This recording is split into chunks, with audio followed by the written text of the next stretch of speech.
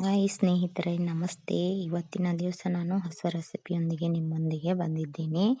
ಚಪಾತಿ ತಿಂದು ಬೇಸರವಾದವರು ಹೊಸ ರೆಸಿಪಿಯನ್ನು ಮಾಡಿಕೊಳ್ಳಲು ಈ ಗೋಧಿ ಹಿಟ್ಟಿನಿಂದ ನಾನು ನಿಮಗೆ ತೋರಿಸ್ತಾ ಇದ್ದೀನಿ. ನೋಡಿ, 1 ಬೌಲ್ ಗೋಧಿ ಹಿಟ್ಟನ್ನು ತೆಗೆದುಕೊಂಡಿದ್ದೇನೆ.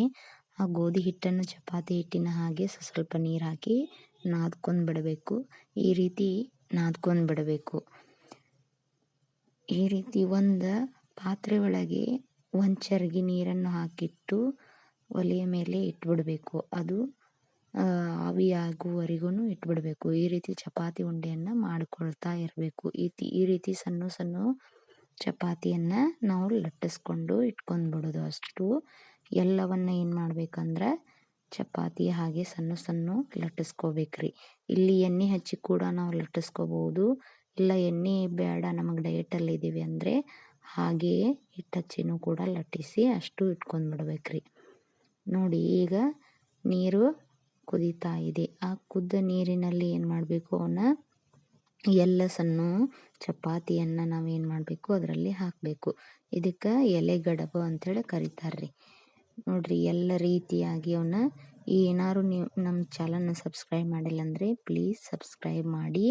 ಮತ್ತು ಈ ರೆಸಿಪಿ ನಿಮಗೆ ಇಷ್ಟ ಆದರೆ ಶೇರ್ ಮಾಡಿ ಮತ್ತು ಕಮೆಂಟ್ ಮಾಡಿ ಮತ್ತು ಲೈಕ್ ಮಾಡಿ. ನೋಡ್ರಿ, ಈ ರೀತಿಯಾಗಿ ಅವು ರೆಡಿಯಾಗಿದ್ದಾವೆ. ಈಗ ಒಂದು ಸ್ವಲ್ಪ ಬೆಂದ ನಂತರ ಅಂದರೆ ಆಯಿಲ್ ನಾವು ಕಡಿಮೆ ತಿನ್ನಬೇಕಂದ್ರೆ ಈ ರೀತಿಯಾಗಿ ಹೊಸ ರೆಸಿಪಿಯನ್ನು ಮಾಡ್ಕೊಂಡು ನಾವು ತಿನ್ನಬಹುದು. ಈ ರೀತಿಯಾಗಿ ಯಾವುದೇ ಎಣ್ಣೆಯನ್ನು ಬಳಸದೆ ಇದನ್ನು ನಾವು ತಿನ್ನೋದ್ರಿಂದ ನಮ್ಮ ದೇಹಕ್ಕೂ ಕೂಡ ಒಳ್ಳೆಯದು. ನೋಡ್ರಿ, ಈ ರೀತಿ ಅವೆಲ್ಲ ಬೆಂದಿದ್ದಾವೆ. ಅದನ್ನೇನು ಮಾಡಬೇಕು, ಒಂದು ಪಾತ್ರೆ ಒಳಗೆ ನಾನು ಏನು ಮಾಡ್ತೀನಿ ತೆಗಿತೀನಿ. ತೆಗೆದು ನಂತರ ಅದನ್ನೇ ಮತ್ತು ಅದರಲ್ಲಿಯೇ ಇನ್ನೂ ಒಂದು ರೆಸಿಪಿನೂ ಮಾಡಬಹುದು. ನಾವು ಬೆಲ್ಲ ಮತ್ತು ಕೊಬ್ಬರಿಯನ್ನು ತೆಗೆದುಕೊಂಡಿದ್ದೇನೆ. ಸ್ವಲ್ಪ ಶುಂಠಿ ಮತ್ತು ಏಲಕ್ಕಿಯನ್ನು ಕೊಟ್ಟಿಟ್ಕೊಂಡು ನಾನು ಏನು ಮಾಡ್ತಾ ಇದ್ದೀನಿ, ಎಲೆಗಡುಬು ಕೂಡ ನಾವು ಮಾಡ್ತಾ ಇದ್ದೀವಿ. ನೋಡ್ರಿ, ಅದನ್ನು ಕುಟ್ಟಿ ನಾನು ಏಲಕ್ಕಿನ ಪುಡಿ ಮಾಡಿಕೊಂಡು ಅದರಲ್ಲಿ ಮಿಕ್ಸ್ ಮಾಡಿ ಅದನ್ನು ಏನು ಮಾಡ್ತೀನಿ, ಪೂರ ಮತ್ತು ಬೆಲ್ಲ ಮತ್ತು ಕೊಬ್ಬರಿಯನ್ನು ಮಿಕ್ಸ್ ಮಾಡಿಕೊಂಡಿದ್ದೀನಿ. ಅದರಲ್ಲಿ ನಾನು ಸಣ್ಣ ಸಣ್ಣ ಉದ್ದಗ ಏನು ಮಾಡ್ಕೊಂಡೀನಿ ರೀ, ಚಪಾತಿ ಹಿಟ್ಟಿನಲ್ಲಿ ಎಲೆಯನ್ನು ಲಟ್ಟಿಸ್ಕೊಂಡಿದ್ದೀನಿ. ಅದೇ ರೀತಿಯಾಗಿ ನಾವು ಕಡುಬು ಯಾವ ರೀತಿ ತುಂಬ್ತೀವೋ ಅದೇ ರೀತಿಯಾಗಿ ಇದನ್ನು ತುಂಬ್ಕೋಬೇಕು. ಈ ರೀತಿಯಾಗಿ ತುಂಬ್ಕೋಬೇಕು. ಇದು ಎಲೆಗಡುಬು ಅಂತಾರೆ. ಇದನ್ನು ನಾವು ಈ ರೀತಿಯಾಗಿನೂ ಮಾಡ್ಬೋದು ಮತ್ತು ಶುಂಠಿ ಕಡುಬುನು ಅಂತಾರ್ರಿ. ಈ ರೀತಿ ಮಾಡೋದರಿಂದ ನಾವು ಕುದಿಸಿ ತಿನ್ನೋದ್ರಿಂದ ನಮ್ಮ ಆಯಿಲನ್ನು ಬಾಡಿಗೆ ಕಡಿಮೆ ಹತ್ತದ, ಆಮೇಲೆ ತುಂಬ ಟೇಸ್ಟಿಯಾಗಿರ್ತದೆ.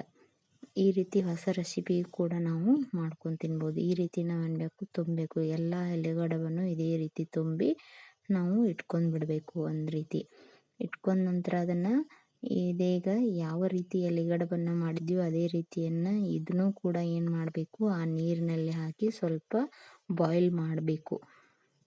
ಚೆನ್ನಾಗಿ ಸ್ವಲ್ಪ ಕುದಿಸಿಕೊಂಡು ಅದೇ ನೀರಿನಲ್ಲಿ ಏನು ಮಾಡಬೇಕು, ನೋಡ್ರಿ, ಒಂದೊಂದಾಗಿ ನಾನು ಏನು ಮಾಡ್ತಾ ಇದ್ದೀನಿ, ಹಾಕ್ತಾ ಇದ್ದೀನಿ.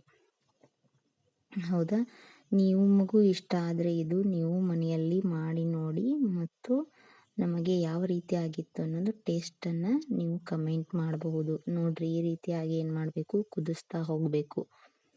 ಕುದಿಸಿದ ನಂತರ ಅದನ್ನು ತೆಗೆದು ಆಮೇಲೆ ಏನು ಮಾಡಬೇಕು, ಬಿಸಿ ಬಿಸಿಯಾದ ತುಪ್ಪದಲ್ಲಿ ಏನು ಮಾಡಬೇಕು, ಅದನ್ನು ಸೇವನೆ ಮಾಡಬೇಕು. ನೋಡ್ರಿ, ಯಾವ ರೀತಿಯಾಗಿ ಆವಿ ಹೋಗ್ತಾ ಇದೆ, ಎಷ್ಟು ಬಿಸಿ ಬಿಸಿ ಆಗಿದೆ ನೋಡಿ ಫ್ರೆಂಡ್ಸ್. ಹೌದಲ್ಲ, ನೋಡಿ ಎಷ್ಟು ಚೆನ್ನಾಗಿ. ಈಗ ಎಲೆಗಡುಬನ್ನು ನಾನು ತುಪ್ಪದಲ್ಲಿ ಏನು ಮಾಡ್ತಾ ಇದ್ದೀನಿ, ಅದನ್ನು ಸೇವನೆ ಮಾಡ್ತಾ ಇದ್ದೀನಿ. ಈ ರೀತಿಯಾಗಿ ಕಡುಬನ್ನು ಕೂಡ ನಾವೇನು ಮಾಡ್ಬೋದು. ಎಣ್ಣೆ ಯೂಸ್ ಮಾಡಲಾರ್ದೆ ನಾವೇನು ಮಾಡ್ಬೋದು, ಈ ರೀತಿ ಹೊಸ ರೀತಿಯ ಕಡುಬು ಮಾಡ್ಬೋದು. ಇದೇ ರೀತಿ ಕೂಡ ಎಲೆಯನ್ನು ಲಟ್ಟಿಸ್ಕೊಂಡು ನಾವನ್ನೆಲ್ಲ ಇಟ್ಕೊಂಡಿದ್ದಲ್ರಿ, ಕುದಿಸಿ ಇಟ್ಕೊಂಡಿದ್ದನ್ನು ನಾವು ಮುದ್ದೆ ಸಕ್ಕರೆ ಅಂತ ಬರ್ತೈತಲ್ರಿ, ಆ ಸಕ್ಕರೆ ಆಗಿರ್ಬೋದು, ಬೆಲ್ಲ ಆಗಿರಬಹುದು ಅಥವಾ ಬೆಲ್ಲದ ಪಾಕವನ್ನು ಮಾಡಿಕೊಂಡು ಆಗಿರ್ಬೋದು, ಸಕ್ಕರೆಯ ಜೊತೆ ತುಪ್ಪದ ಜೊತೆ ಬಿಸಿ ಬಿಸಿಯಾಗಿ ಸೇವನೆ ಮಾಡಬೇಕು. ಇನ್ನೂ ಚೆನ್ನಾಗಿರ್ತದೆ, ಮಕ್ಕಳಿಗೂ ಕೂಡ ತುಂಬ ಇಷ್ಟ ಆಗುತ್ತೆ. ಹೀಗೆ ಈ ವಿಡಿಯೋ ನೋಡ್ತಾ ವಾಚ್ ಮಾಡ್ತಾ ನಮಗೆ ಸಪೋರ್ಟ್ ಮಾಡ್ತಾ ಇರಿ. ನೀವು ಮನೆಯಲ್ಲಿ ಮಾಡಿ ಟ್ರೈ ಮಾಡಿ ನೋಡಿ. ಈ ವಿಡಿಯೋ ವಾಚ್ ಮಾಡಿದ್ದಕ್ಕೆ ತುಂಬ ಧನ್ಯವಾದಗಳು.